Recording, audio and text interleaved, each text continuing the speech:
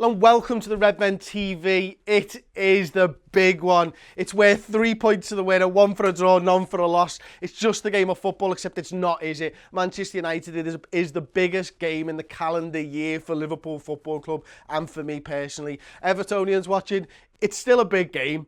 This one's bigger, to be perfectly honest with you. Look, there's two teams fighting it out for a title, for a top four position. You know, Manchester United on a great winning streak at the minute. I think it's 9 on the spin. Liverpool not in the best of form, having drawn at Plymouth and drawn at Sunderland and lost at Southampton, not necessarily in that order. I'm here to predict the side that Jurgen Klopp will play against the Manx at Old Trafford on Sunday. So I'm going to start with the goalkeeper.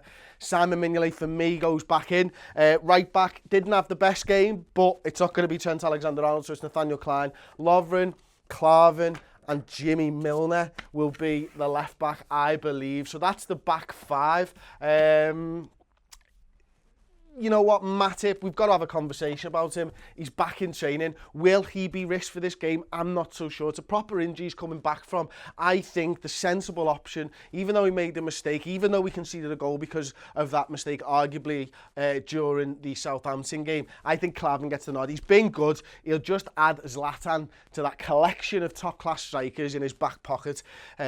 Anyway, here's hoping.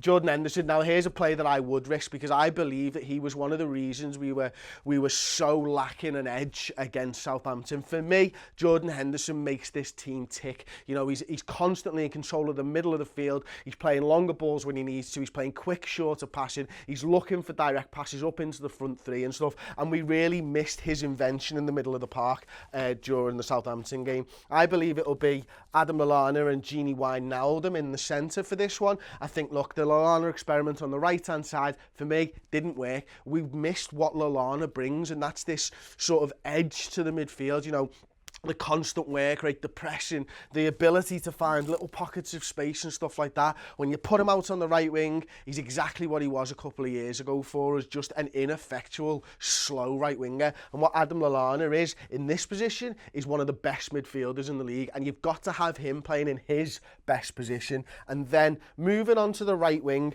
I believe that it's going to be Divock Origi that starts on the right. And the reason for that is because I've just got to see Roberto Firmino start up top. I'm fed up of experimenting around with Danny Sturridge up top, looking toothless in attack. I'm not saying it's all Sturridge's fault. I don't think we play to his strengths anymore. And I've got to see Phil Coutinho back in on the left-hand side. And the reason, if we stick to 4-3-3, that I say it has to go like this is because when these two Brazilians are together, magic happens. Honest to God, they take their game to another level when they play side by side. If you were to do this, and I know they're fluid, I know they're going to swap positions and stuff, they're too far apart. These guys are on exactly the same wavelength all of the time, looking for 1-2s. That's what we want to see from a Liverpool side. Look, let's face it, Manchester United are a good side. They're in good form. They've got a solid defence. You can see that, I think, 4 less goals than us so far in the Premier League this season.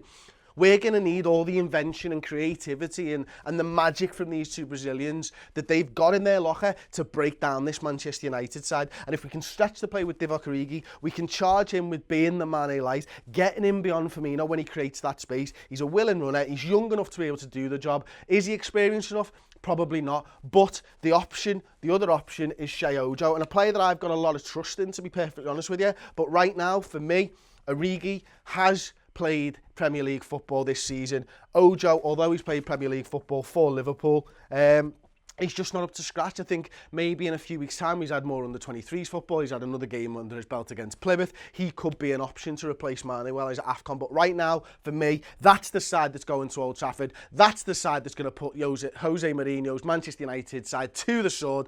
Bring back 3 points to Anfield. If you agree with me, like the video. If you disagree with me, like the video. If you want to get your thoughts across, who you think should be in the starting 11, comment section as usual. Subscribe to Redmen TV and check out the rest of the build-up content on the YouTube channel.